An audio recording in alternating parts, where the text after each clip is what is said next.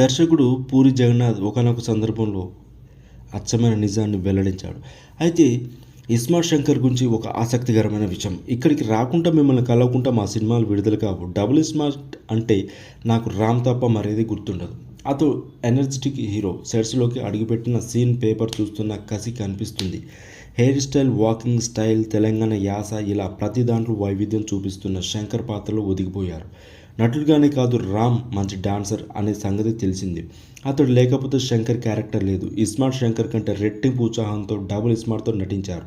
సంజయ్ దత్కు నేను అభిమాని. ఆయన ఈ సినిమాకు ప్రత్యేక ఆకర్షణ. హీరోయిన్ కావ్య దాపర్ రామ్కు పోటీగా డ్యాన్స్ చేస్తుంది. తెలుగు డబ్బింగ్ చెప్పింది. అలీతో నాకు దాదాపు 30 ఏళ్ల అనుబంధం. ఇందులో ఆయన మంచి పాత్ర పోషించాడు.